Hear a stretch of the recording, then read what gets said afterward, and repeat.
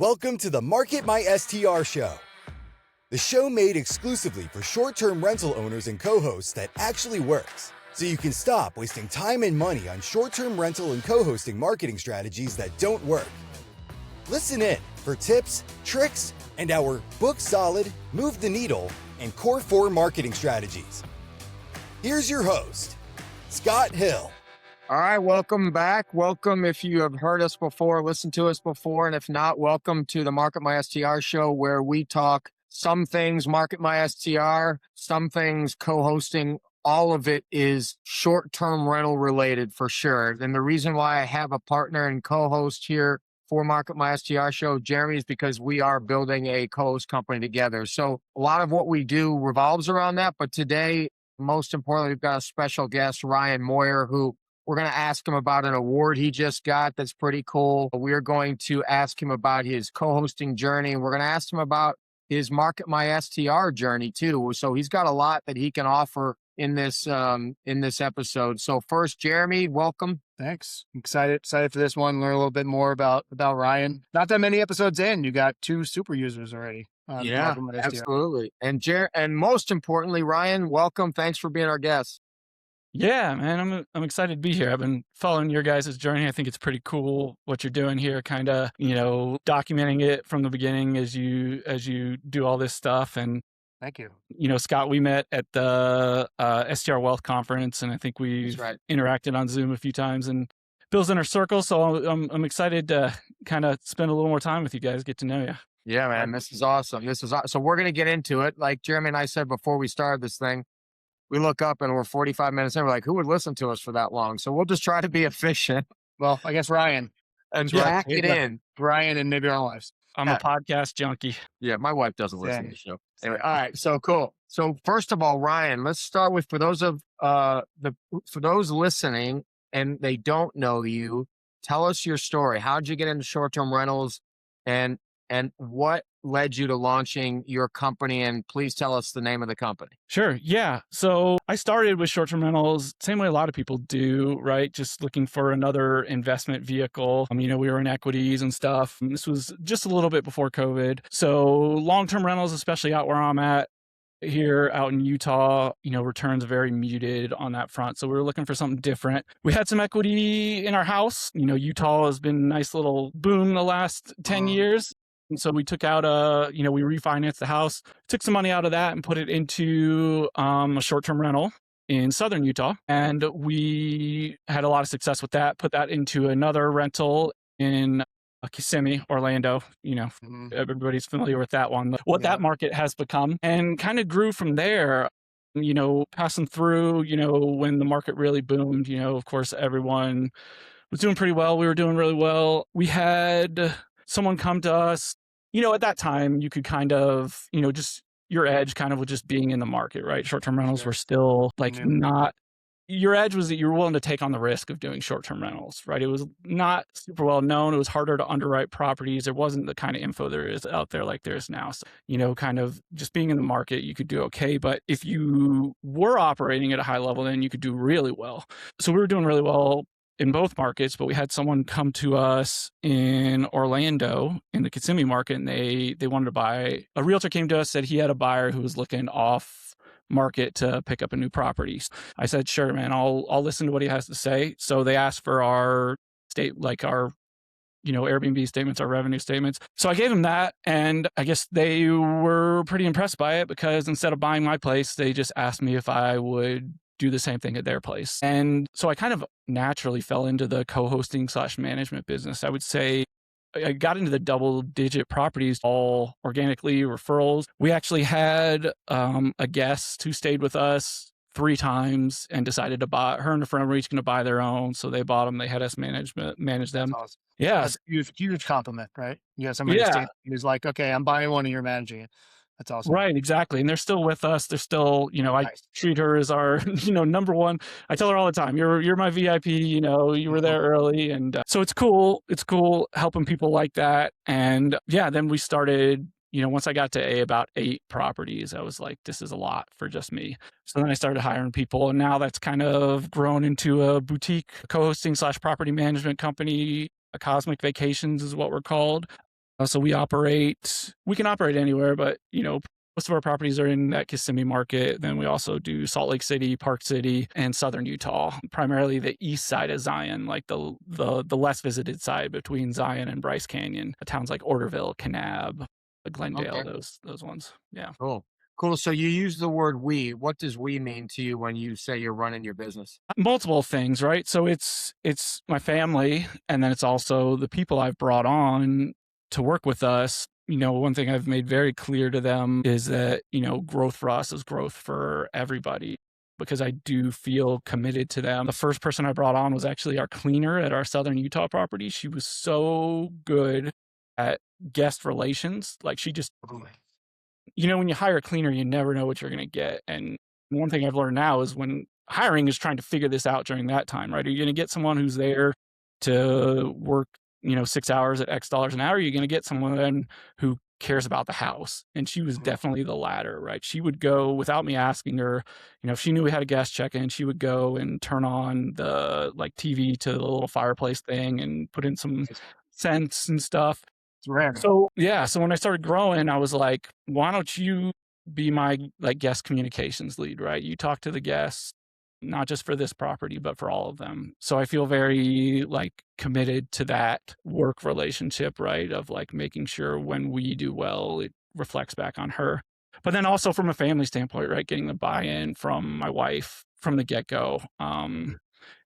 Having her on board, and she's, at first she was like, whatever, do your thing. But now she gets just as excited about underwriting properties as I do. Okay. And are you primarily building your portfolio of managed properties, or are you also looking to buy some more? Or what's that look like?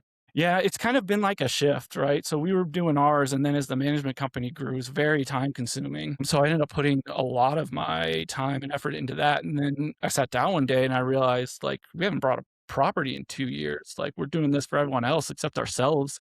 Yeah. So my big project right now with the company has been distributing some of the ownership of results, right?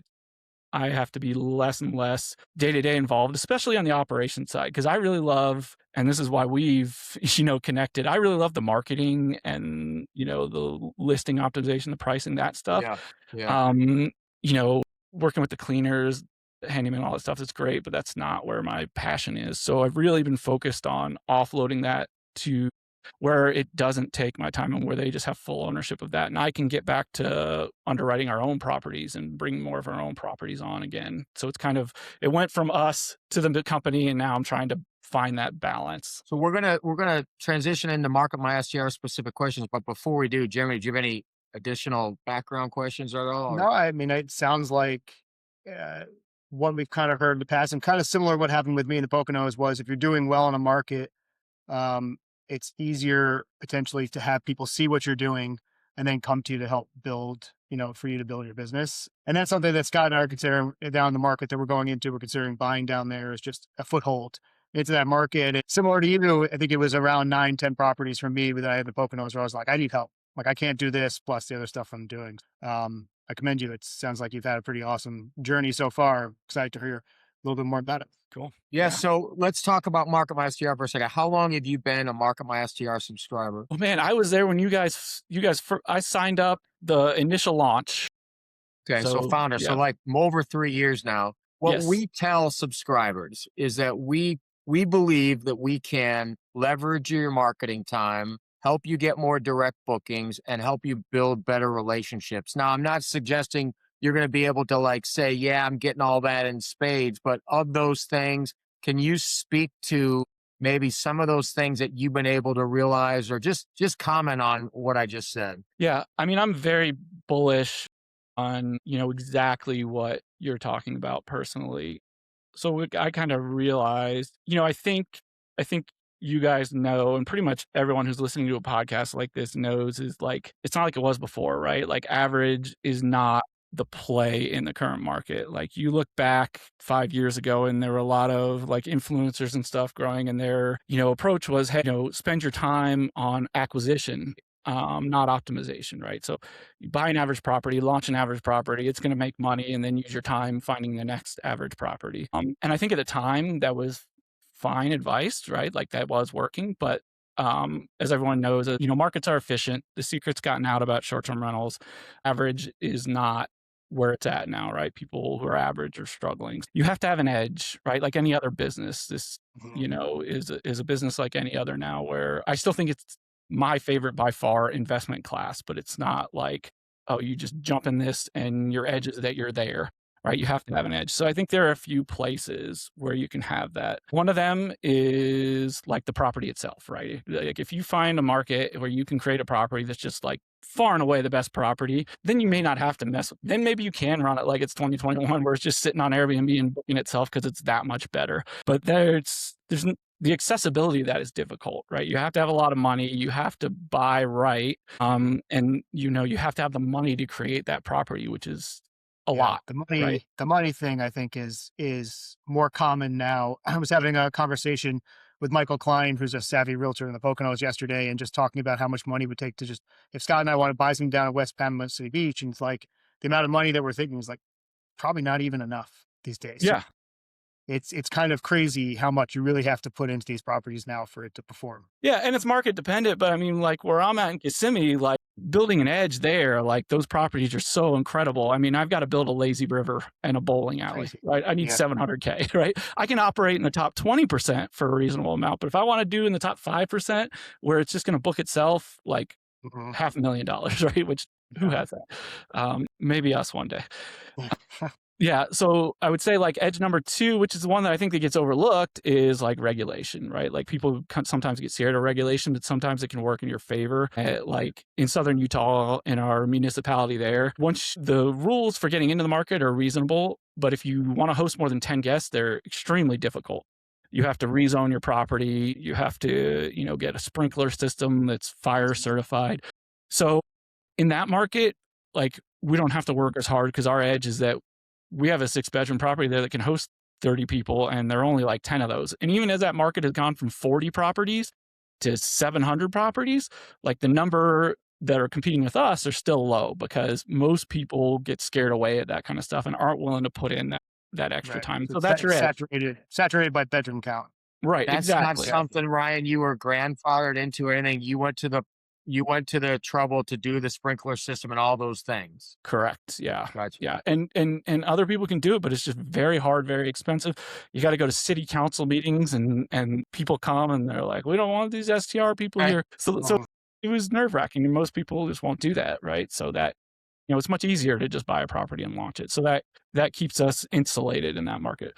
But then the third, right. And then accessibility wise, like, it's very difficult to do and very difficult to find. So then I think the third edge is kind of what, you're talking about with Market My STR, and that's just operating at a higher level. That's things like, I have very like passionate things I feel about listing optimization, where some of them are different than industry standards. Revenue management, a lot of people plug in Price Labs and they're like, oh, I do dynamic pricing. Like, that's not like 5 years ago, you turned on Price Labs, you were ahead of the game. Now you turn on Price Labs, you're average, right? Like real revenue management is really digging into it and creating algorithms that work in your market. And then the off-platform marketing, which I think is where right now there's like the most meat on the bone in terms of returns and accessibility, because you're not investing hundreds of thousands of dollars, right? You're investing the time to learn it, the time to do it, and a modest amount monthly. And that's why I like Market My STR at the beginning, especially because the hardest part of that, like there's so much you can do with it creative wise. And I'm sure we'll get into some of that, like some of the things I've done that have worked.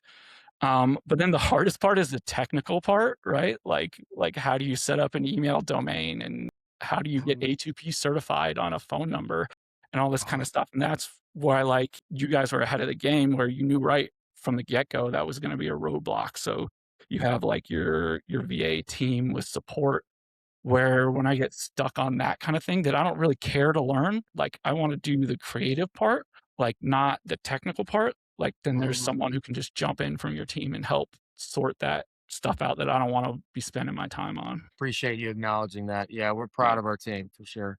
Yeah. That's awesome. Give us a specific example, like a use case that you're inside of MarketMYSTR. And we've got the obvious use cases where we've got the 200 and 260-day rebook funnel, the direct booking pages and all, the social media planner, that type of thing. But is there a use case where you put this thing on steroids, or you've added some real gasoline to the fire? Yeah, there are a couple. One of the most, like, when people reach out to me, they ask me like, okay, so you have, like, you build the website with the template from Market My STR, then how do you get people there? Like, how do we get noticed by Google is what I get asked a lot. And I'm like, you don't get noticed by Google, right?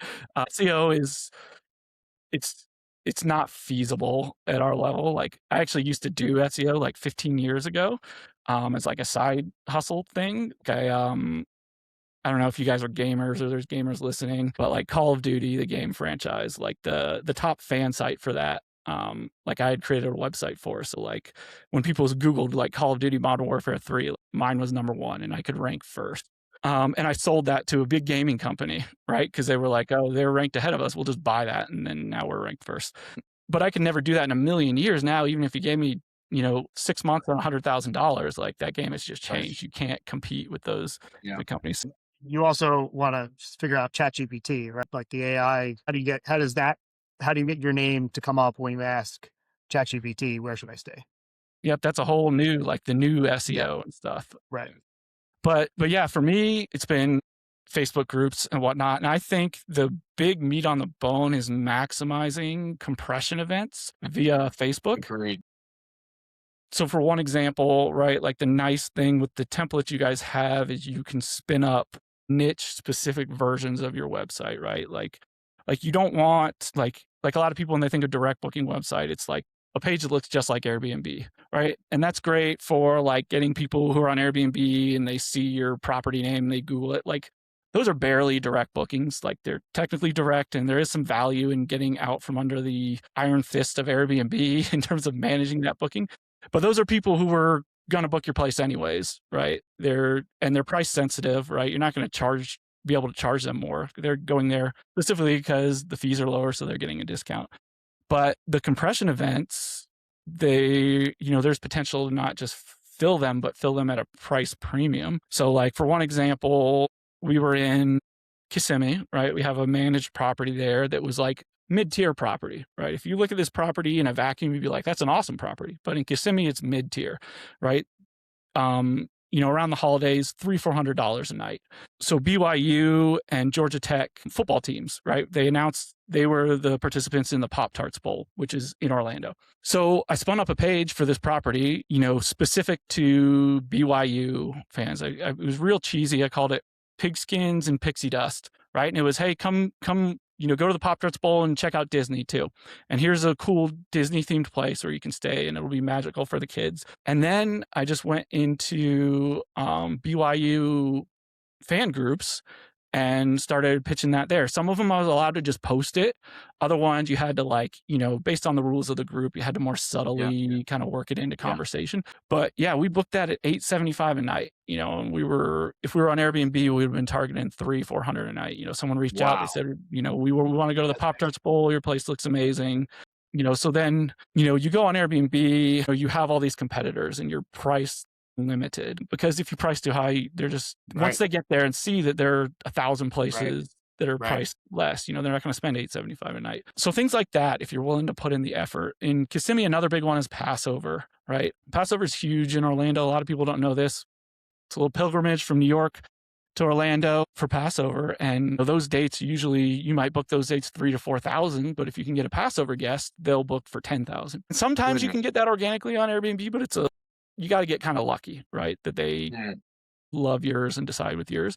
But, going into these groups, build a specific page, that's an even better play there because they have specific requirements when they stay. They want to be kosher, so the kitchen counters have to be covered. So we can create a custom website where we say, we do all this for you and pitch those there. And they're more than happy to pay extra for that. So we don't ever book Passover for under $10,000, for that 8-night thing. That's more than we book. Yeah, I mean, so if we're booking 10,000 where we would normally book 3,000 or 4,000, I mean, how many months of Market My STR would that buy? Let's talk about like where the rubber meets the road. People are like, yeah, sounds great, but it sounds like a bunch of effort. Like, once you dial in, because what we're talking about is a strategy that you have to learn. But once you learn it, let's just go with the once you learn it. I know it's going to take, let's say, 5 to 10 hours to learn it, but once you learn it and now you know, I can spin up a page, I can change out some of the pictures, I can change a little bit of the copy, and then I can go into this Facebook strategy. How many hours would you say for you to go from saying I got to settle for 300 or 3,000 to 10,000? What's that look like? I mean, now it's not much. I mean, after doing it a few times, I can spin up a page in under an hour, probably, if I wanted to make a specific Passover page. And then, going into Facebook groups, sometimes you get a booking right away. Sometimes it takes a while, but, for the amount of return I'm getting on that, it's more than worth it. And then that's just one strategy too, right? That's why I like, the software is you can do tons of different things. And there are things that are more automated that aren't ongoing work. But it's like to really excel in this business now, it's like, how much effort are you willing to put in? Like, is it passive? No. Like, it can be closer to passive if you want to do just okay. If you're willing to put in the time, you can still like operate at a high level and excel. And for me, that's worth it because I don't work a W-2 job anymore. Right. And my wife is working. And I know you well enough to know this is you. And this is Jeremy and I to a T, honestly. It's like, if you were doing your own properties, it's one thing to settle for average, but you've taken an asset in the palm of your hand that someone's entrusted you with, like the client you said you had that's your favorite client, and they're expecting you to perform, not just at an average level. They're expecting you to do a good job. And if you're going to do a good job, you've got to try your best, right? Like, and if you didn't have, like, I think everybody should use Market My STR if they want to be a serious business owner. Clearly, I'm passionate about it, but it's like, it sounds like that's the tact you take. You take a tact that, like, I should utilize the resources that are going to help me optimize the performance of the property. Yeah, exactly. Totally agree on that. One other question. You were saying you've been able to kind of shift your focus, and now you're kind of doing the marketing, and you're also focused on your own properties. I think I'm losing you a little bit. You lose me. Can you hear me now? Can you hear me, Ryan? Ryan's like freezing a little. Okay, I lost you for a minute, but it's back. Got us? Yep. Oh, so what I was going to say is, so you've been able to take yourself away from like the operations, you're kind of more marketing and focused on your own properties. And you were talking about passive versus active. And yes, this is very active, but do you see there's a world where you could put the right people in the right place with the right systems that you've built to be able to even pull yourself out of that and make the overall business more passive? And then I guess part B is, do you even want to do that?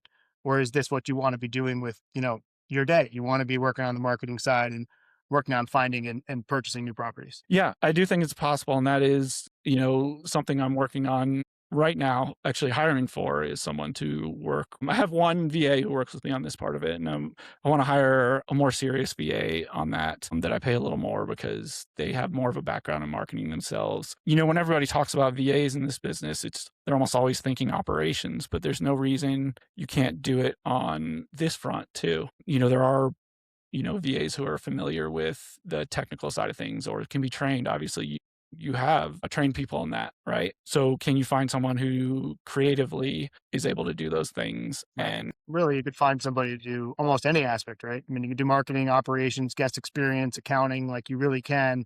If you find the right people and you train them and follow the right systems, I think, yeah, you can find anybody for really anything in this business. Right. 100%. And yeah, like I said, there are other things too that are more passive and automated, things like the rebooking funnel and some other things we've created, that Nice. automated, sales funnels and that kind of stuff. Cool. So if you don't mind, I'm going to kind of ask you some transition a little bit, ask you some business questions. I think some of it we might have kind of hit on previously, so I'll do my best to not re-ask questions. But in regards to you managing other people's properties, kind of a 2-point question here. And I guess the second part you did kind of answer. How is what is the business model that you have? Are you kind of a co-host? Are you a property manager? There is a lot of crossover between the two, right? Like for all there, we're co-hosts, but we do absolutely everything that a property manager, full service property manager would do. And then the second question to that, you answered initially saying, you were able to get your first clients because they saw how well you were performing because you own properties in the market. Is that still how you kind of bring on clients, or is there another route you've been going to kind of find and then onboard potential clients? Yeah. Great questions. So The management and co-host is kind of like you said, right? Those are kind of colloquial terms we use in the industry where like everybody's really a manager, but where you kind of differentiate between like where the money is directed to, whether it's you and you pay out the owner, or whether it's to them and then you invoice them. So I do both, but I prefer the management approach where we own the listing and that kind of stuff. And the money goes to us. I could talk for an hour on the pros and cons of that, especially doing both. We primarily do the management model, but we do have a handful that are the co-host model. So there are pros and cons of both, right? Of course, the huge elephant in the room for the management model is the accounting is a nightmare. Trust accounting, escrow, all this, tracking everything properly, making sure you're operating legally within your state. Are you doing that yourself, or have you hired somebody for your accounting? Yeah, I hired a bookkeeping firm, but my personality is like anything. Like I have a very hard time just trusting, like, yes, here's a bookkeeping firm, do it. So I'm very hands-on and like I learn it. Even my taxes, right? Like we have a very highly regarded CPA in the space, but like when they send that tax return, like I read all 140 pages, right? So it's both, I guess, is the answer. I probably am more involved in it than I need to be and that most people are, but yes, it did Who do you hire. use for bookkeeping? Are they a specific short-term rental bookkeeper or no? Yeah, they are. CS Outsource is the firm, and we run it with VR platform and QuickBooks. We'll see how long we keep doing that. I use But you're Hospitable. doing it yourself. It's your company. The CS Outsource? No, that's a bookkeeping firm. Oh, gotcha. Okay, gotcha. I thought it sounded like you were saying it was yours. You had created it. Gotcha. Okay, cool. And then, I guess in terms of clients. Yeah. So, I mean, there are a lot of ways to get new clients. And I think, listening to your guys' podcast, you guys have been doing some stuff on the right track for that too. I mean, I think every business as it grows, like it's pretty common, start with referrals, and then you kind of like hit a point of diminishing returns on that where the growth you need to keep hiring referrals alone can't fill. So there are a lot of strategies, and like you guys, I think are, I don't claim to be an expert in that part of it because like I said, I kind of fell into the management company, but a lot of the same things you guys are doing. Realtors, if you can get realtors who trust you, if you can provide them value, like that is probably the best ROI on time, right? Compared to like finding underperforming listings and cold calling. I do all that. And that's another thing I use Market My STR for, right? We use the pipeline in there and we'll connect through lead connector and stuff, because the biggest problem I think people have with that is you have to follow up those people. And if you lose track of them, you're just not going to convert them. So that having it as an opportunity in a pipeline, in Market My STR Makes helps. a total difference. Yeah. So we created the little board where we moved it from like cold lead to warm, all that stuff. So we do all that. It warms my heart. It warms my heart, Ryan, to hear you. Yeah. But and then, I mean, I think realtors are real good because that one is nice where like when people get a recommendation for you from a realtor, like they just trust you out of hand. When we're reaching out to the cold call clients, even though I know in my heart, like you have a 4.3 on Airbnb, like we can, do way better for you. Like it still sounds salesy when I try to tell them that. Like I have to convince them of that. But when a realtor who they already trusts you and recommends you, then they have that trust out of the gate. And half the time, like, I tend to talk a bit. They're like, just stop, man. Like, we're good. Let's do it. So I have the same problem. Yeah. But I'm like you guys, I'm exploring new ways, some of the stuff that, Bill has kind of brought out there with Facebook ads and stuff. I'm wanting to grow next in Park City. So, going there and shooting some ads, maybe to start targeting. We target guests via Facebook ads, but we've never targeted owners, but it seems like a place where there's a lot of opportunity. We're actively doing that now and ramping that up. And I think it is something that a lot of people aren't doing. So, hopefully it does build the like, know, and trust that you need. So when you do a cold call, it's less of a cold call and it's more of like somebody had recommended you. Cause I agree, when I was bringing on clients in the Poconos, whether it was the realtor that I had the relationship with, the cleaner or the handyman, if any one of them referred somebody to me, it was like, it was sold before the conversation even started. I didn't really have to do a lot of selling.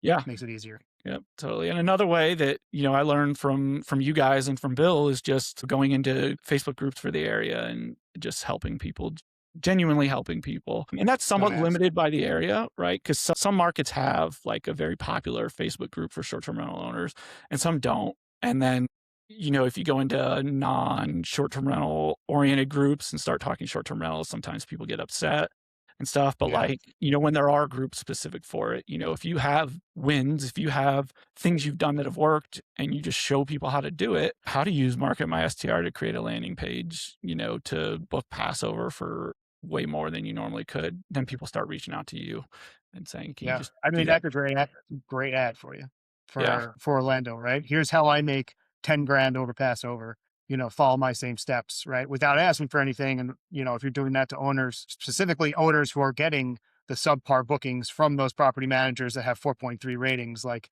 they're going to be all over everything you're saying, right? So exactly. I love that.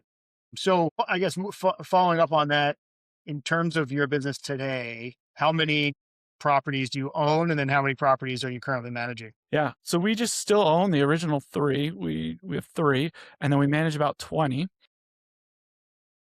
Great. So we take on generally like high revenue properties. That is the one tricky part when you're working with realtors. Like we usually say yes to the realtor referrals, even if it's not normally a property we love to work on, that's maybe in the 50 to 70,000 range for revenue, just to keep that relationship solid. When we're, outside of that, we typically take on properties that are 100K and up, usually 130, 150 range. So not overwhelming ourselves with too many smaller properties because that comes with all kinds of operational difficulties. Although as we build out the team and I get more confident that we can take on more, because we don't really run lean, right? I feel like I've kind of overhired probably, which was intentional, right? I will I want to have everything running like a well-oiled machine before we grow too big, which is where I think some people get in trouble. Yeah. And I think we're kind of doing some of the same things, right? Like we don't have a client yet. We're going to get there. We're going to scale. And I think we're building the foundation so that we can scale a little faster.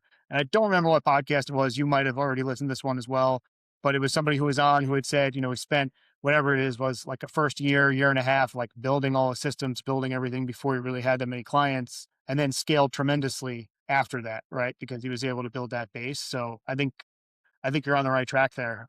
So today, then you've got the 3 that you own. You're looking for more. The 20 management clients. That's between Orlando and Utah, or are there additional markets that you're currently in? Yeah, there's a couple one-offs, just clients that we had in one market that asked us to manage in another. So we have like Green Bay. We had a fun story with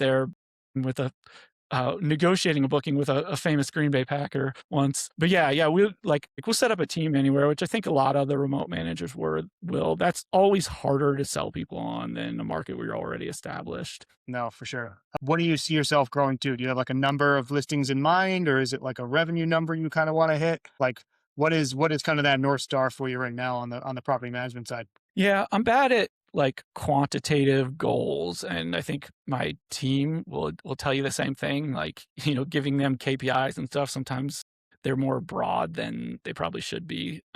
Sure. But so like my goals are more personal and lifestyle than specific number of properties or amount of revenue. I would like to, my goal, we're most of the way to getting out of W-2s, right? My wife still works 2 days a week. A big part of that is benefits, the big catch-all that, that makes sense for her to do. Yeah. That's what my wife and I are going through right now, figuring out benefits it's, if you don't have a W-2 in the realm, it's a lot harder. Yeah, exactly. And I would like to continue to get the management company more self-sufficient. I'd like to spend more time, educating and stuff, because I get a lot of family members now that come to me and my son, he wants to get into this industry and, he doesn't have a job right now. It'll be a great thing for him to learn. And I'm like, okay, well, I'm happy to talk with him. How much time do you have? Because it's like it's a whole ordeal. So I would like to spend some time putting something together where I could just be like, yeah, dude, I recorded 20 hours on this. Here, watch this first and then let's talk. Sure. So moving more to that side of things as we grow the company, but continue to get it more self-sufficient. Nice. Yeah. So it's not a specific target, but it's financial freedom, right? Probably, which means time freedom.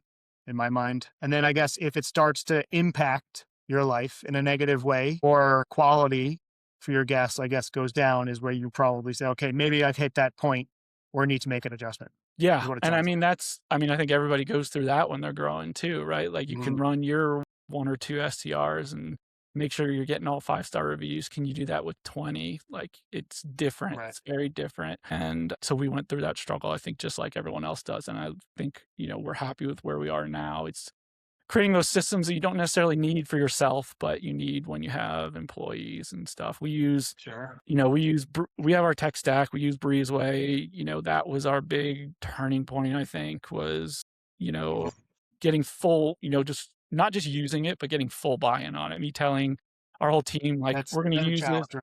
Right. Exactly. Telling both our internal team and like the cleaners and handymen, like, this is how we're going to do it. And let me know now if that's not okay, because then we're just going to have to find someone else. Because if they have, we're not the right fit.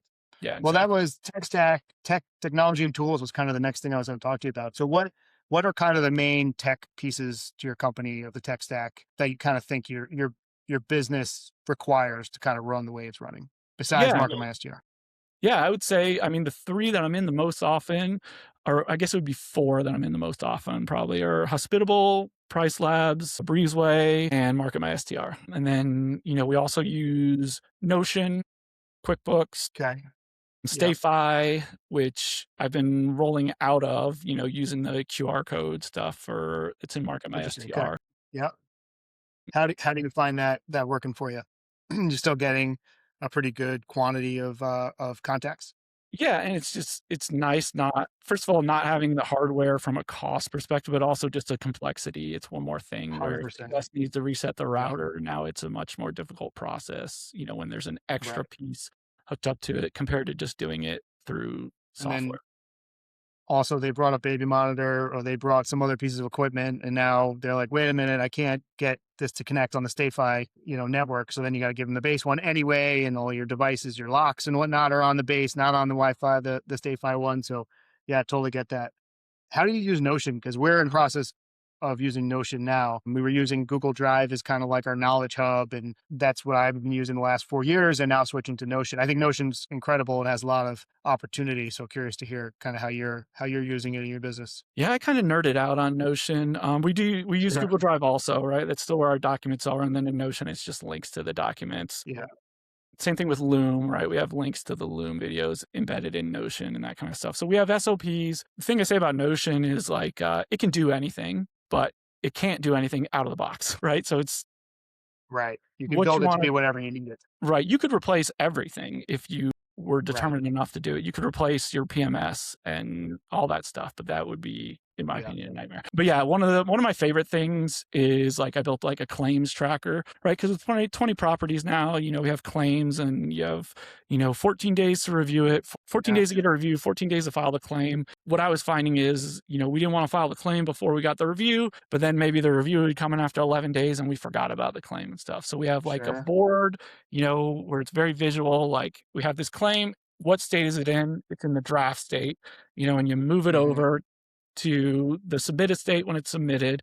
And if Airbnb responds and says they need more, they need more documentation, it's moved over there and assigned to the right person where they have to gather that documentation so it doesn't get lost. And then I love that. That's going on my list of things to create in Notion. So yeah. And then all our property pages are in Notion. Like we could do that in Breezeway, but Notion's more customizable. Breezeway, you kind of are limited to the specific things that what's your fridge model number, whatever, but we can create any of them in Notions. We were using Google Docs before, but stuff would just get lost, and Notion is also searchable, which is nice. So when we go in and onboard a property, what is the size of the air filter? What are the size of each beds? Which rooms have a TV? All that kind of stuff. We just built a Notion database. Yeah. Then the AI capability just to ask the question and have it pop right up is pretty great. Yeah. It's a little slow, so I slower than like ChatGPT. It spins a little long, but it gets there eventually. Yeah. No, that's great.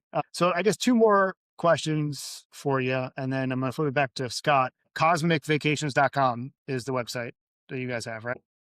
Being in Orlando, your houses are pretty tricked out, right? Like they're pretty awesome. When looked at it yesterday, and my immediate operations mind went to this is a nightmare. Like all the components and all the things that have to work because you have them in the listings, right? Like all the things that need to be in the right spots. And there's probably a long laundry list of everything that has to be right for each one of these things that are in the property. What does like that system look like? Is that all built out in Breezeway? Like, do you have a really detailed Breezeway checklist for a cleaner or as an inspector, somebody that's coming to check all that stuff? How do you guys handle all that between guests? Yeah, you're right. Like Orlando in general is more high maintenance than probably any other market in the country because you have all these, like you said, you have theaters and arcade games that aren't arcade one-ups. They're like real arcade games and 12 Right. TVs in a property. You know, we have regular houses too, but some Now, in-out rooms, like right. mist and smoke and like.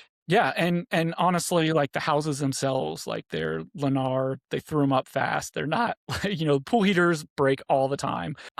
There's a lot more maintenance to it than a traditional, which is why I'm wanting to grow in Park City more than, you know, right now is it's a different kind of, you know, a lot less overhead to running those properties.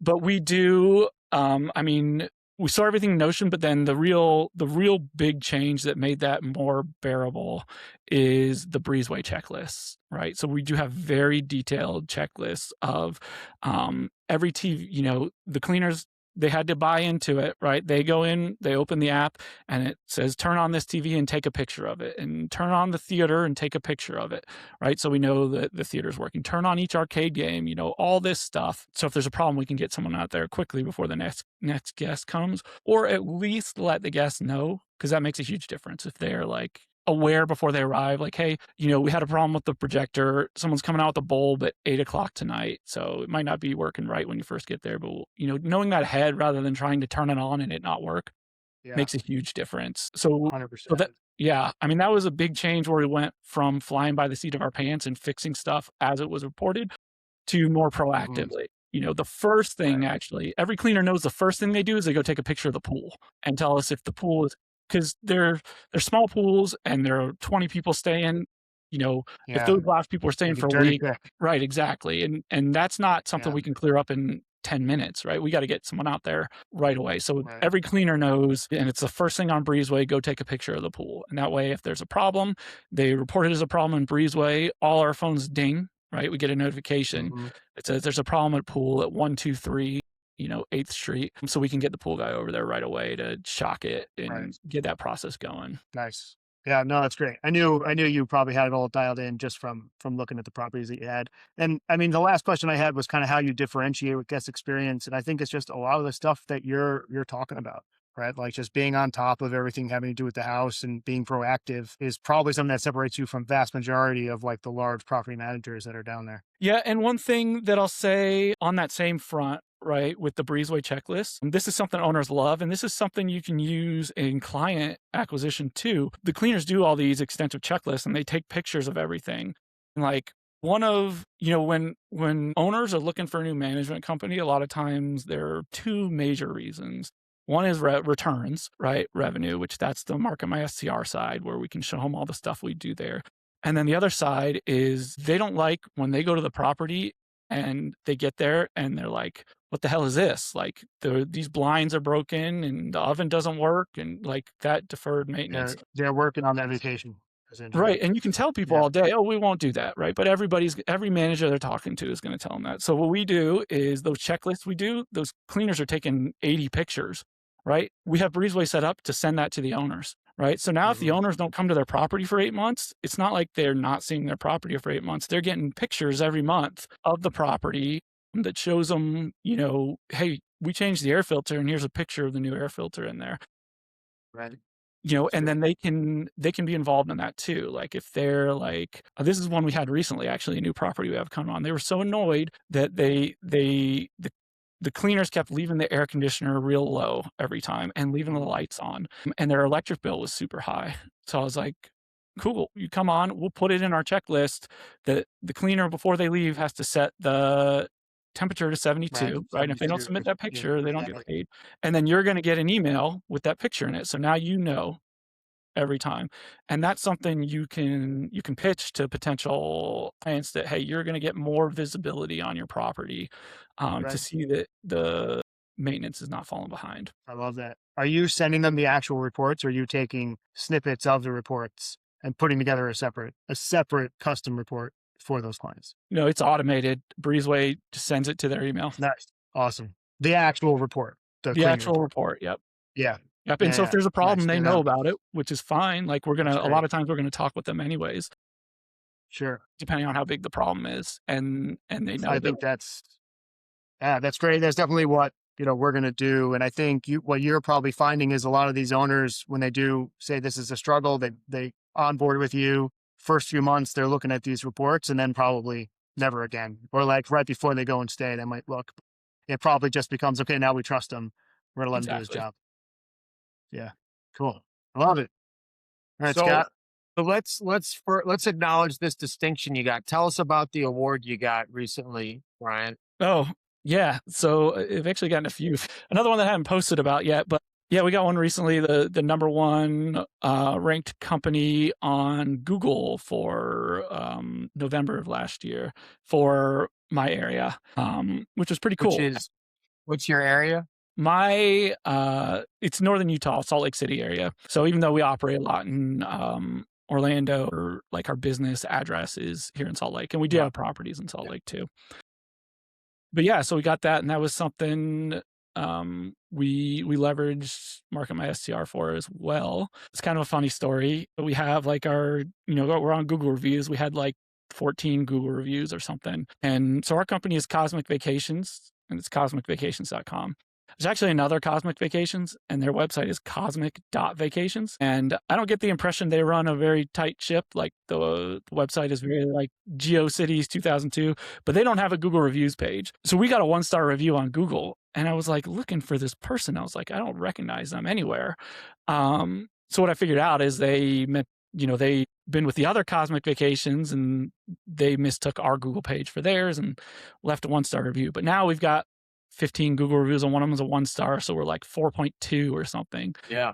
So I was like, okay. I was going to ask how do you get rid of that? I know that can be a challenge. Yeah, I mean, if you hate getting rid of reviews on Airbnb, Google is no better, right? I tried that. They didn't care.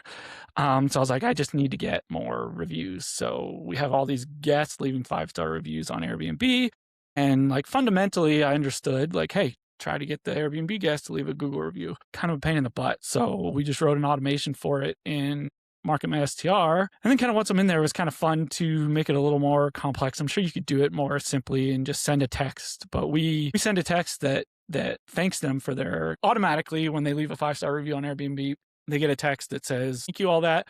It would really help us, to get this review on Google too. If I send you the link in the text from your review, would you be willing to post it there too? And then if they say yes, it automatically will send them a link to the Google page and the text from their Airbnb review, so they can just copy and paste it. Yeah, so we started doing that a few months ago. We just crossed over 100 reviews on Google, so we have 101 now. That's awesome. 4.9, and that helps with everything, right? When people come to the direct booking website, they're going to Google you, guess. Yeah. And then when you talk to clients, they're going to, like potential clients, they're going to Google you. So they see Cosmic Vacations. It's very different seeing Cosmic Vacations 101 reviews, 4.9, than seeing Cosmic Vacations 15 reviews, 4.2. Yeah, it's 4.2. Yeah. And like you say, you got to drown out a review that wasn't even yours, but you can't get removed. And the way to do it is consistently get. And there's a lot. Our sister brand, Market My Co, does a lot of that with local business owners, trying to convey that. And we help local business owners do it. But you're one of those in Market My STR because you are a local business that you're following that plan. So that's pretty wild. All right, let's couple more questions. Like we talked about when before we launched, we said we have no idea how we get to 53 minutes in a conversation, and here we are, 53 minutes in. Time flies. So let's talk about your two markets real quick, because I would love to give you an opportunity to be able to share this with either people who might want to own in these markets or visit these markets. What makes, first of all, the northern Utah area so special? Yeah, Utah is like a lifestyle market, I think, right? It's funny being out here. I've been out here about 15 years, and it's funny seeing the journey of Utah in that time, because when we first moved out here, we would tell people we're moving to Utah, and the reaction we always got was, Utah. Why Utah? Right. And now when we tell people we live in Utah, like the reaction we get is, that's amazing. I love Utah. Yeah. Can we come visit? Yeah. Can we come? Yeah, Yeah. I feel exactly. like that's Montana. That's Montana now. I feel like Montana Yes. is Yep. shifted to now being, oh, that's incredible. Exactly. Yeah. Yeah.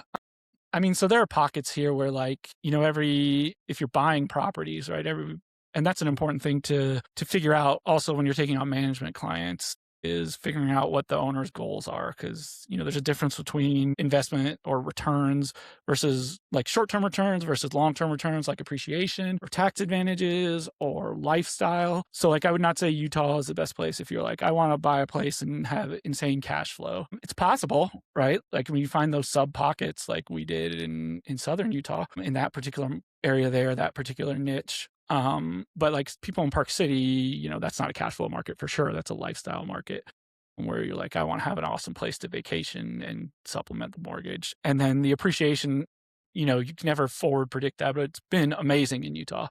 So I think, in terms of what there's to do, obviously there's everything. There's amazing outdoor national parks, skiing, all that, hiking, all that stuff.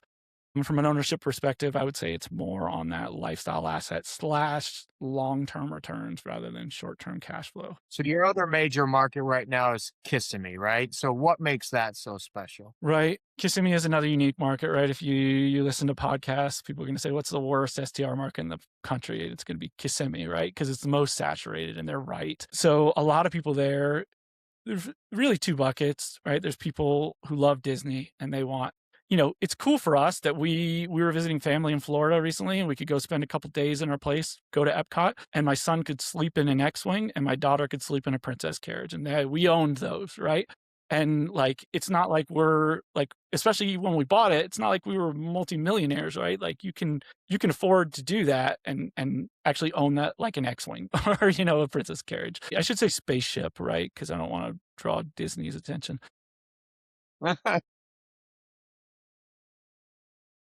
So there's that part of it, but there are still, the potential of returns there when you do things right, because it's so saturated from a cost, like an entry point perspective, it kind of is ahead of the broader market, right? Like prices started dropping in that market before they started dropping globally. And like, when are we going to, like, where's the bottom on pricing? Like, I feel like it might already be there for Kissimmee. Like I would not have recommended somebody buy there a year and a half ago, but now some of the properties have become so affordable that it's like there's an opportunity to make, there are properties like mine that are already themed. Those never used to go up for sale, and if they did, it was at a huge premium. But now, we had a client come on a few months ago, where there was a fully themed out property in Champions Gate for like $700,000 he got it for. And like the play in STR in general is not really turnkey these days, right? You need to be putting money into the property. But in this case, it was that occasional unique opportunity comes up where that's a property where we have several comps doing 130, 140, and it's $700K turnkey. That's hard to find now. Usually to get that kind of return, you're going to be putting a couple $100,000 into a property, but those occasionally pop up there now where people aren't managing it right and they just want to get rid of it. So like, I want to tell people. A couple more questions. So a couple more. Oh, so go ahead, finish your statement and then we'll go a couple more questions. I was just going to say, last thing that's good about there is regulations very, very low risk, because all the STR, it's illegal in a broader sense, but then there are short-term rental communities where they build them specifically for short-term rental. They're basically like hotel neighborhoods. There's no mailboxes, nobody lives there, no regulation risk essentially, and then long-term demand, right? Like it's not a trendy market. It's going to be something that'll still be there in 10 or 20 years. Something that just got popular because of a global event for a little while. So I moved on too quickly. You said you had another distinction that you had not talked about, or you didn't post yet. What was the other award you just got? Oh, it's just a little one. It's just the Hospitable sent me a trophy for doing X amount of direct bookings in X amount of time frame, which is kind of cool. There you go. That's awesome. How well, maybe you don't know this answer, but like what percentage of your bookings do you think is direct? So we started pushing direct hard about, I think I actually posted in one of the Facebook groups. I had an incident with Airbnb that really just ticked me off where we had a guest get a refund for an absurd reason, right? It was a, a board game missing some pieces, right? This isn't a house with a theater and a pool and an arcade and all this stuff. Ruined their experience, Ryan. Yeah, exactly. Ruined their vacation. They didn't have all the Connect 4 pieces, and Airbnb said technically it's an amenity and whatever. That's why they booked the house. Yeah, exactly. So I said, I'm going to dive into this and I'm really going to focus on this. So we were 2% maybe then. And that was 5 months ago. And now we're 20% on the booking, like the raw number, but a little over 30% in revenue, right? Because we're often those bookings are often longer or higher rates, that kind of stuff. And that's on the back of Market My STR. Yeah, a lot of it for sure. Yep. Yeah. Yeah. Let's go. Right. So 2 more questions, and then how can people get in touch with you, especially owners who realize how hard this is to self-manage, and they're going to need someone like you to manage their property. Let's go with 2 more questions. What's a common mistake you see property owners make where they get to the point where they may feel like I'm better off having someone else do it? I mean, property owners, by far the number one mistake is that they just buy without underwriting, right? They just see a YouTube video and are like, I'm going to buy a short-term rental because there's 5-year-old video from 2021 says it's awesome. In terms of whether they want to self-manage or switch to management, I mean, that's really just do they want to take the time to learn it and optimize it, or how passive do they want it to be? Because if returns are number one priority, I mean, self-managing is always going to be self-managing it, but really putting the effort into it is always going to be the way to optimize that, because not only are you given a percentage off the top of revenue for a manager, the manager's time is divided. Even for myself, I will tell people straight up, like, I'm going to do all this stuff, but I got 20 properties.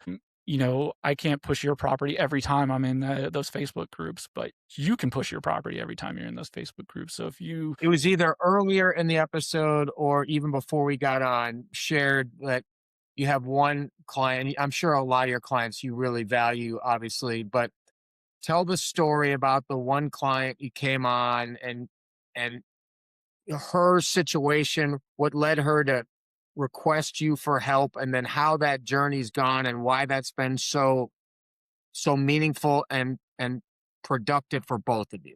Yeah, I think that was while we were recording. She was a guest of ours, my personal property in Orlando, which is a themed property and whatnot. And she stayed 3 times with us. Her and her friend was one of the people in her group, and they both decided they wanted properties like this of their own, kind of what I talked about earlier, where like we want our family to have this like Disney magic, So they came to us and we gave them we shared our contacts for theming. We helped walk them through the whole process. And then, of course they asked us to manage it because they had a great experience. They knew we were 4.98 or whatever on Airbnb. We managed the same standards at their properties. So that's been real rewarding because it's been 4 years with them now. Then, we talk all the time and stuff, and it's a great relationship.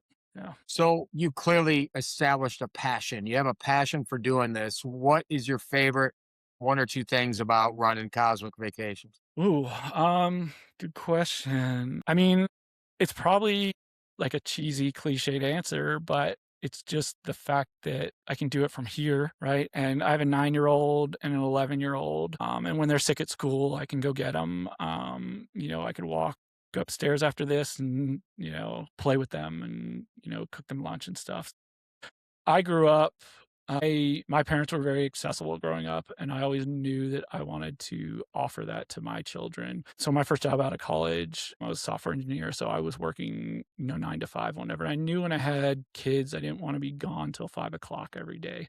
So it's not easy, right? I don't want to mislead people into being like, oh yeah, I just hang out with my kids all day and everything else takes care of itself. But it's a lot of work and it's hard work, but I can step away from it at any time, and if they need me, and spend time with the family. And yeah, it's a great so reason. If someone owns a property in those, like even Utah area, it sounds like you cover some pretty serious ground in Utah or in Kissimmee, or you even mentioned you had a Green Bay property. How do they get in touch with you, Ryan? Yeah. I mean, if it's an owner from like a management perspective, cosmicvacations.com has all the contact info for us. We have all the social media accounts and whatnot. Other operators, that's an area where I'm really trying to grow to help more people with that. So Facebook, Instagram, Real Ryan Moyer is my handle. Those are Instagram accounts, pretty young. I just started that up. Starting a YouTube channel. That's my my fun journey here next. It may be the first video will be up by the time this podcast goes up. It's called Short-Term Rental Retirement, so people can follow me on YouTube. And then Nice. yeah, I've actually started a Facebook group too.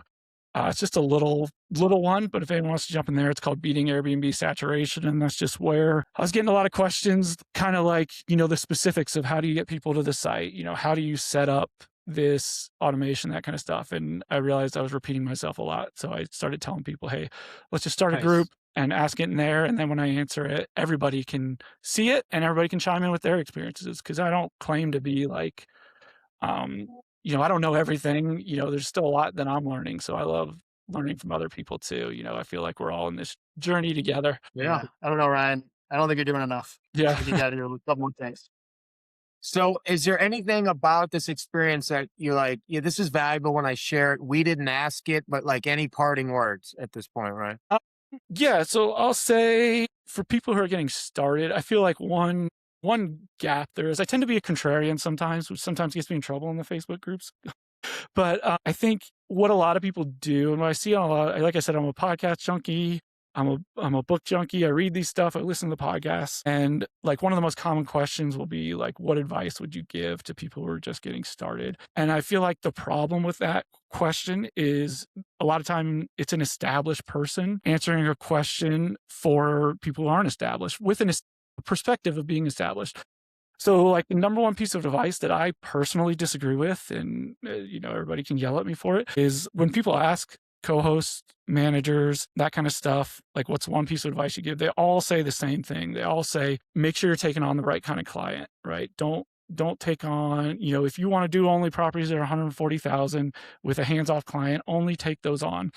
But I don't know that's realistic for people getting started. And I think listening to your guys' podcast, you guys have kind of run into that too. And I think you're making the right decisions where like the reason everyone can give that advice is because they've all experienced that at the beginning, they were more flexible. And so was I, right? You have to get started somewhere and you can't really necessarily get the client you want, client 1, client 2, client 3. You have to have that proof that you can handle those clients. So sometimes that means taking on, being flexible with, different contract terms for, like I said, I prefer the property management approach, but early on I took on some co-host clients because that's what I needed to do to get clients on, to build that reputation, to get those referrals, to be able to reference that, yeah, I do manage 5 properties, I'm not green. So I would say that would be my one thing would be, don't be afraid to, say yes early on, right? Everybody says, don't be afraid to say no. I would say that don't be afraid to say yes. And you can always change that down the road, right? If clients are working out, you can always move on from them. But yeah, awesome. Jeremy, anything to add? Questions to ask? I think that's great advice. My daughter is screaming in the room next door, so I may go on mute here in a minute. But no, I think that's great advice and exactly what we're doing, right? We're going to probably say yes way faster than we initially thought we were going to whoever client is interested in hiring us. Yeah. Very good. Well, I think that's it, Ryan. Appreciate it. An hour and 10 minutes. I think you might be our longest podcast. Before we got started, when I'm passionate about something, I tend to ramble. I don't know if you got another hour after this, we can argue about Florida, Tennessee football. Oh yeah, that's right. We'll probably have to do that. I'm not sure I'm going to be able to defend a lot for a while, but I don't know. We're I think we're trending up. Hopefully, Josh Heupel's got us in the right direction. We hope. All right. Well, thank you, Ryan. We look forward to seeing all the circles that we travel together in. And thanks again for joining us. And hey, everybody, we'll see you or talk to you in the next episode. Take care. Thanks, Ryan. Yeah. Thanks for having me, guys.